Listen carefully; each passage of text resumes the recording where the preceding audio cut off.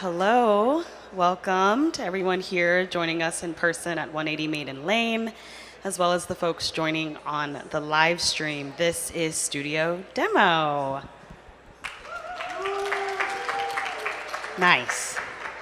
Studio Demo is a broadcast hub featuring New Ink's wider creative community, where conversations, demonstrations, and creative exchanges happen live. Our next talk, Rave and Release, asks, how can we more fully embrace nightlife culture as a safe space for resistance and collective liberation?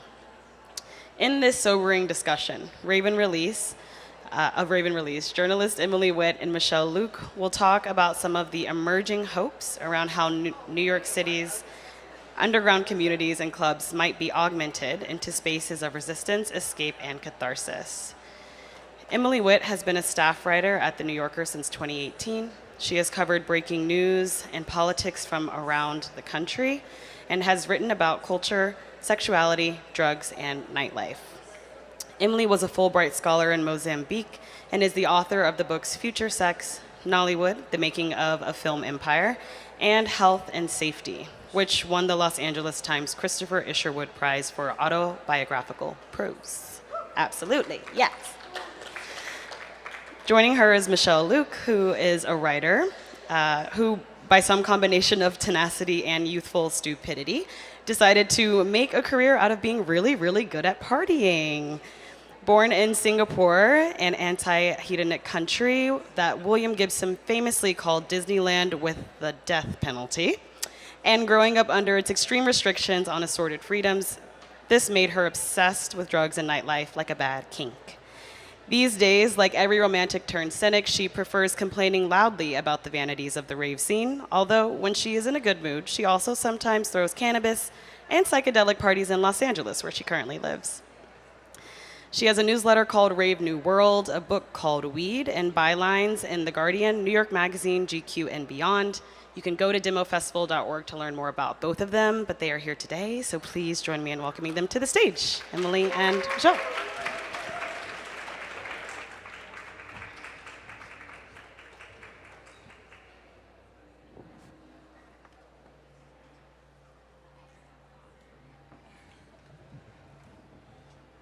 Hello. Hi, everyone. Thank you so much for coming. Thank you, New Ink, for having us. It's very exciting to be here, and today we wanted to kind of present to you a little slice of the nightlife discourse that has been really percolating amongst our communities. The subject of our presentation is going to be called the Nightlife Vibe Drought. We'll be getting into what that means a little bit later, but first, I guess we should introduce ourselves a little bit. Can you see this? Do you want to go first? Sure, I'll go first. Yeah, my name is Emily Witt. You got my bio. But to situate myself in partying, I started kind of going out in New York City in around 2014, 2015, 2016, and it was a time when there were a lot of underground parties going on in Brooklyn in particular, and I was drawn to it by my interest in psychedelic drugs and in music, and it came to be a place where I found a lot of meaning, belonging, friendship, love, and is a scene that's really shaped my life since then and that I hold very dear. So I grew up in Singapore, as you heard, and also Japan. So my earliest experiences with raving were really sneaking into clubs in Asia. I moved to New York 2007, so kind of like the blog house era, late Misfits era. And then really started journeying deeper into the underground in like the 2010s Williamsburg waterfront, 285 Kent, body actualized kind of scene, and was reporting on, electronic music for Vice magazine, covering a lot of EDM culture, so going to like crazy music festivals in Miami while simultaneously like sneaking into the construction zones of the Brooklyn Mirage and Output before they were open, and covering sort of the beginnings of Bushwick nightlife as it was starting to form, the beginnings of Bossa Nova and all of these clubs that became really seminal in the era that we're existing right now. And you know, I really believed wholeheartedly in a lot of the political discourse that was happening around raving in the 2010s. There was a lot of discussions of like all femme lineups and just like political identities entering the DJ world.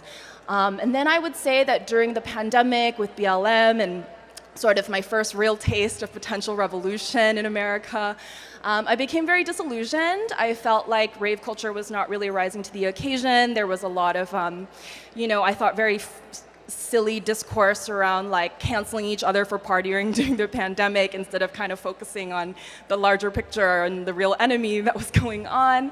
And long story short, we'll talk a little bit more, but I've kind of been in this trough of like disillusionment ever since then and trying to really understand like what are the limits and the possibilities of raving as political resistance. And as a result, I've been writing a lot about the nightlife vibe drought in my Substack called Rave New World, as well as documenting rave cultures around the world, because I find that in countries or cities outside of like nightlife establishments, so outside of Berlin and New York, you know, countries in Asia where the stakes of raving and the political risks are really high, that is kind of where I'm finding a lot more agency and excitement, honestly, within the dance floor. So. Okay, so. Is this you or is this me? Seems like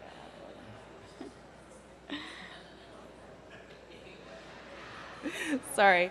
I think we wanted to kind of start out by talking about the nightlife vibe drought first. and because our talk is really rooted in the practice of partying, if you want to call it that, and we want to keep it focused on what the nightlife scene really is versus what it's not. It is a party. It's a series of parties. And you know, when we talk about the nightlife vibe drought, what we're describing, you know, we both still go out a lot. And in New York, since the pandemic, there was a huge explosion in venues and in parties, and the scene got very big. And DJs that maybe 7 or 8 years ago were playing for small, very intimate groups of people are now playing for huge rooms. And, you know, when we go out now, it just doesn't feel quite the same, and you don't want to just be nostalgist, but we thought we might try to describe what we feel is missing.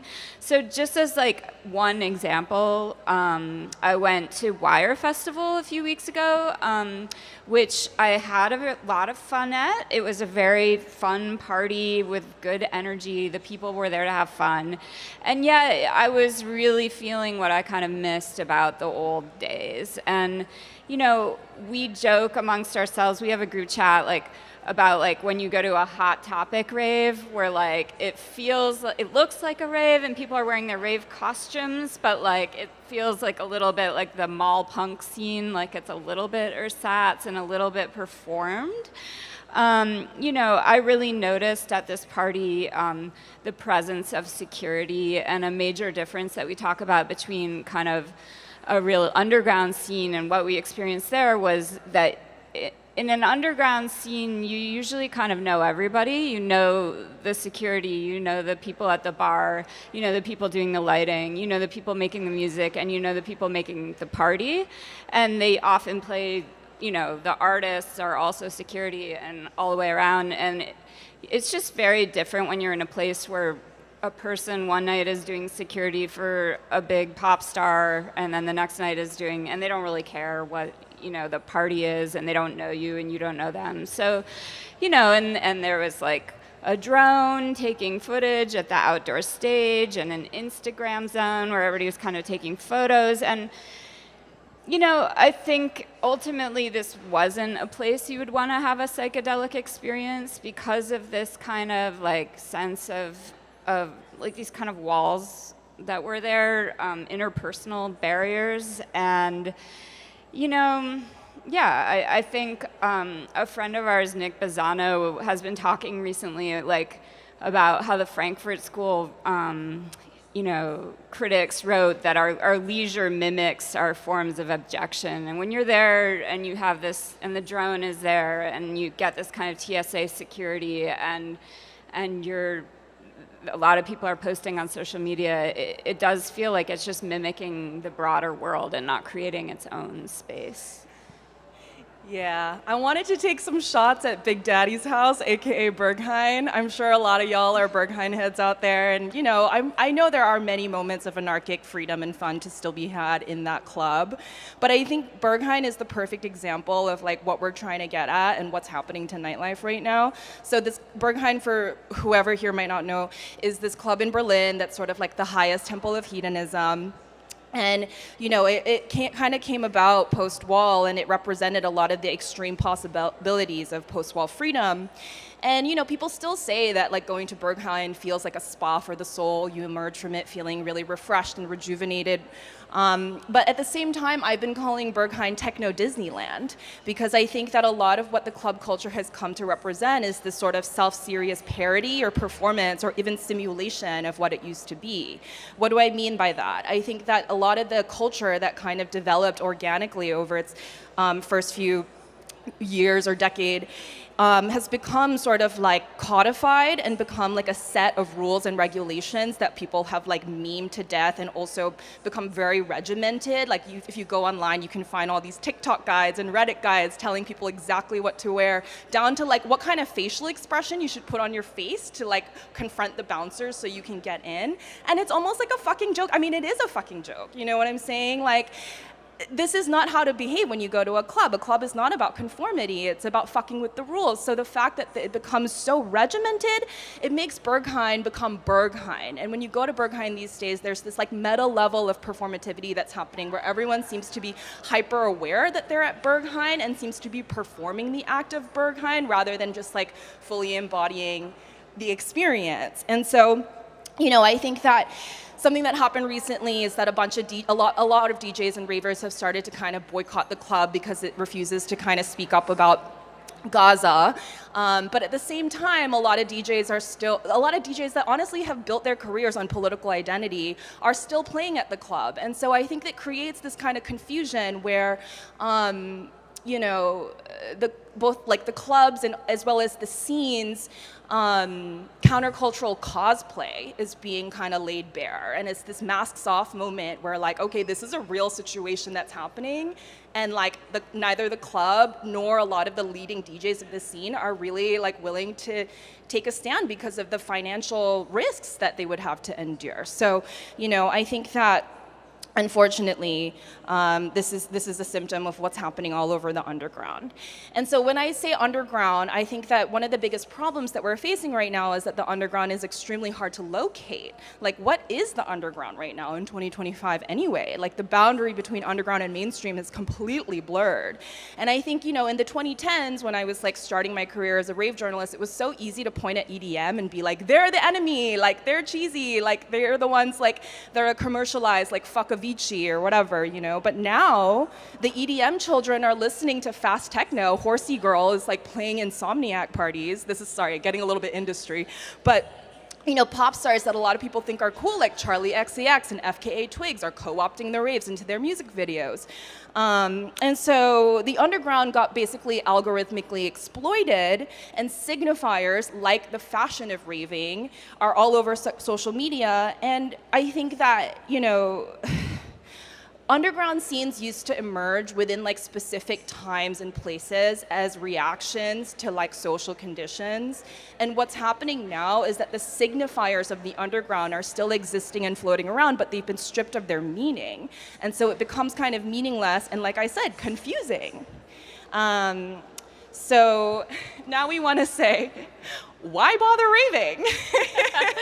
And this is kind of a question we're asking ourselves: why do we care so much? Why are we so like, why do we keep going out and looking for this thing? And you know, in this discussion about whether partying can be an act of political resistance, I actually tend to think not really. It's not the place for that. It's the place to have fun and be with your friends and relax. But that said, you know, I think for me, when it comes to politics, a very, very good party becomes this point of reference that kind of lives inside of me.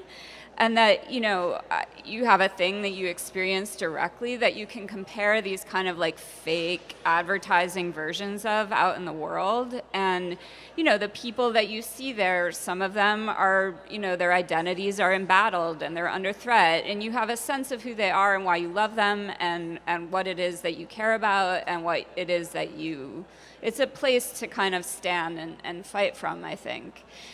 And, a really good party, again, like a lot of things suck right now and very few things don't. And, the rave at its best, I think that we've both experienced, really counters the reigning logic of the world we live in. A logic that is materialistic, that's self-promotional, that's advertorial, that's motivated by profit rather than sustenance, that equates style with status.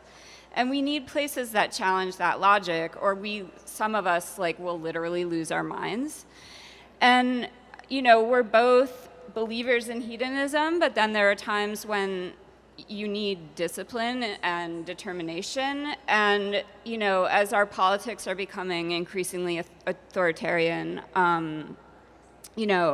a scene is also a network of people, and I think I've been really feeling that lately.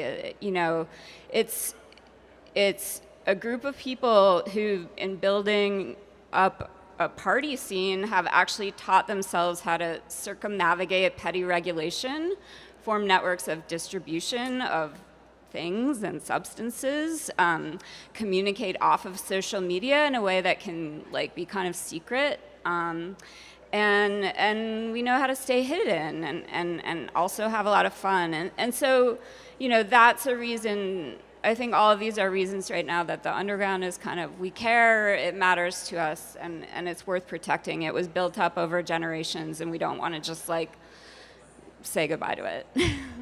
I want to read to you guys the meme in case you can't see it. I live in constant fear of the Western descent towards fascism, but I digress. The club is bumping, the ladies look good, the alcohol is flowing, there is much pain in the world, but not in this room. So we wanted to kind of identify the elements of what makes a good party, what is the secret sauce, basically. And we identified 6 different components that we're going to go through in the rest of the presentation. Number 1 is not shitty music. Number 2 is concept, aka concept. Number 3 is gatekeeping, controversial take. Number 4, looks. And number 5, drugs. And 6, high weirdness. So we're going to go through these one by one. Okay, so we start with music, and I think a lot of people like to talk about community, but at the end of the day, this is a scene about music. We care about music, and music isn't an afterthought. It's not a background. It is the thing. It is the thing that we're there to experience. And, I think this is, at this point, almost cliche to say, but it's important to remember that the music came from people who really had something to say about the world. Detroit techno was a statement about futurism, about a sense of place, a sense of identity. Chicago house music was made by people often who were fighting for their survival in a very hostile world, and they wanted to create good feeling and create a sense of joy and beauty and love. And, in each phase of evolution in electronic music, when you look at what genres kind of stick and ultimately kind of have longevity, they come from a very specific place and time and culture. And even if it's gabber, you're okay, that came from something weird in the Netherlands, but it is a thing, and it's not just kind of all over the place. And Deconstructed Club, which is this genre of electronic music that came about in the mid-2010s, and I think is very connected to the scene here at New Ink, the art and tech stuff. And by that I mean parties like Ghetto Gothic and Kingdom and Total Freedom, that kind of style of DJing. When it first emerged, I feel there's a lot of discourse about how DJing on CDJs wasn't real, and so there was a lot of innovation within the DJing form, and people were starting to figure out DJing with CDJs, you're able to cut in crazy samples super super fast because you don't have to like dig for the record. You can just have it in your USB. And there was this really chaotic style of DJing that emerged that was really avant-garde and about the juxtapositions between all these different sounds and styles.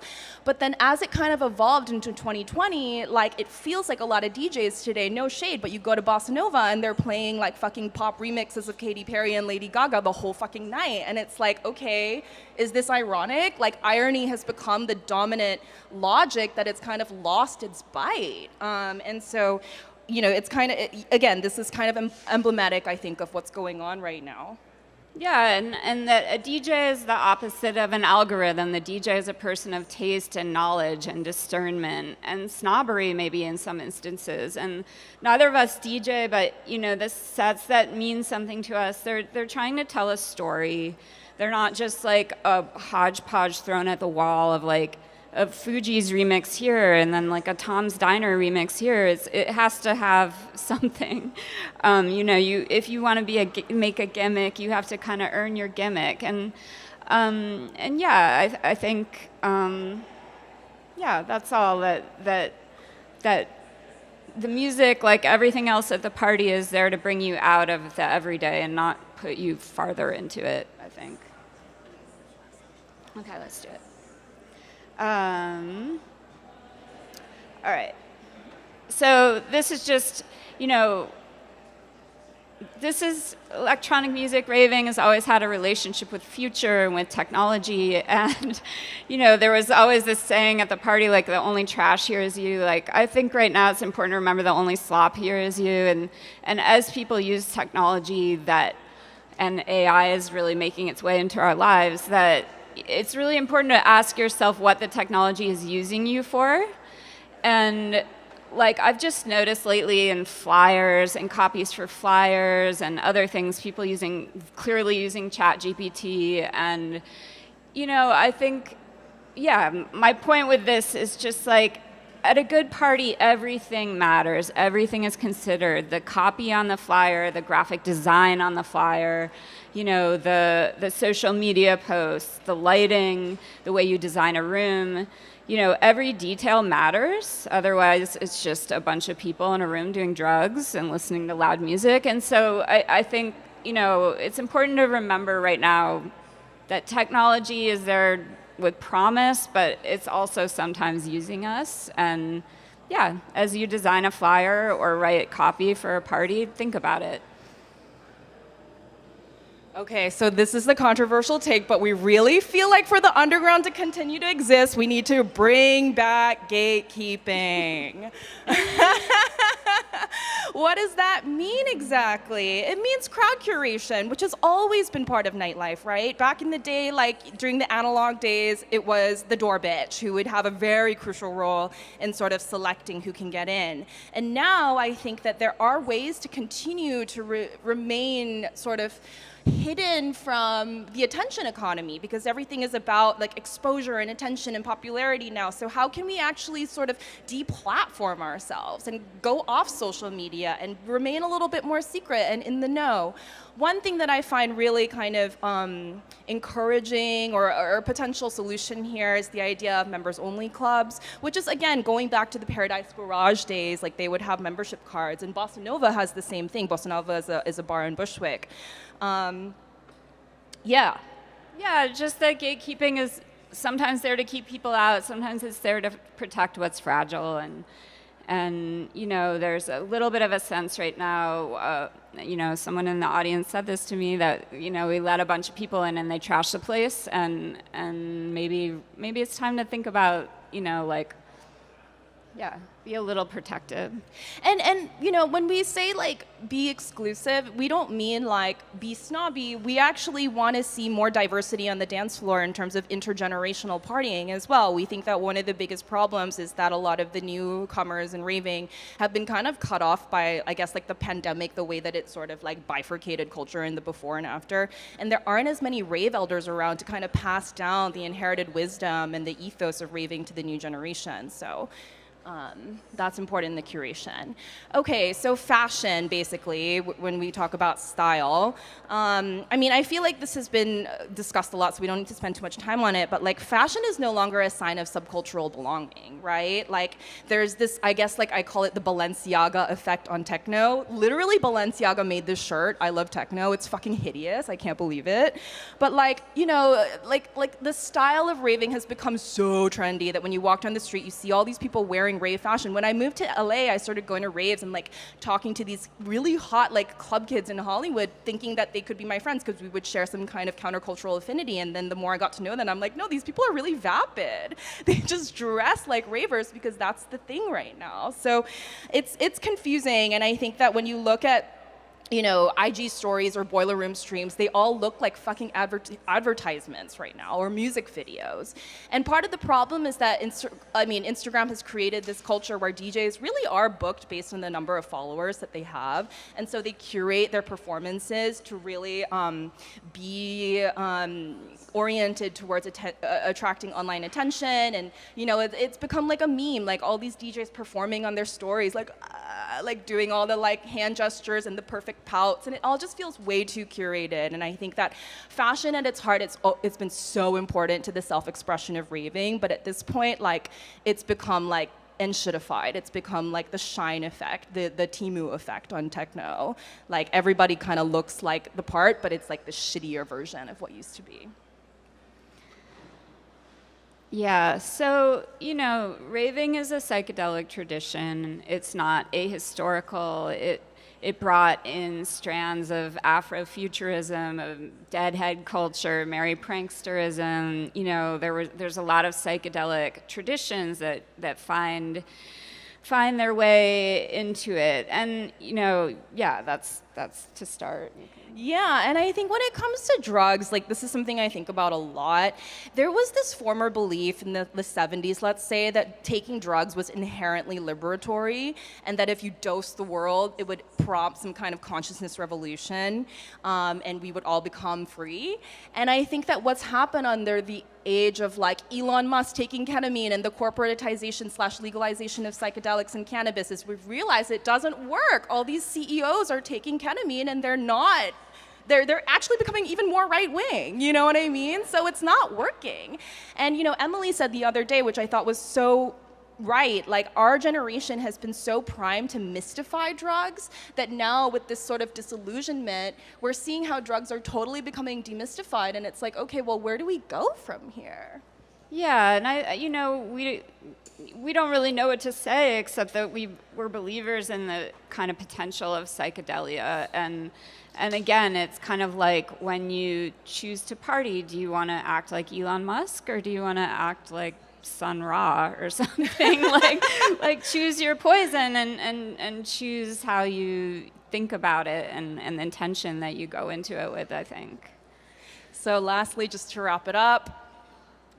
Yeah, so, you know, I think the thing that we've always really felt at a good party, it's hard to put your finger on, but we've both been influenced by a concept from the historian Eric Davis called high weirdness, which means, yeah, I don't know, like rationalism and confrontation with the weird edges is how Terence McKenna kind of described it. He called it the cosmic giggle.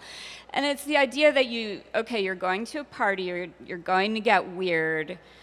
You're doing so from a place of kind of control still and kind of skepticism. And you're ready to confront the weirdest possible thing with your rational mind, and that there's a kind of power that happens there. You can both experience the strange while also kind of not fall in or lose the thread or become some kind of prophetic, I don't know, religious person. Yeah, I think that the rave has its power in allowing you to kind of step outside of the system for a minute and look at it with a sense of absurdity and humor rather than feeling like completely overwhelmed and nihilistic about it. I mean, you could go that route too, but there's something about the rave in combination with psychedelics that creates this really helpful distance/dissociation from the crushing oppression of everyday existence and allows you to kind of see a way around it, and that I think really encapsulates the true potential of raving. Yeah, and the things that we just listed and the things about partying that we care about, you know, they help create the conditions for that potential, the cosmic giggle, whatever you want to call it. And that's what we hope to maintain and to experience when we go out. Thank you so much for listening. Rave on, y'all.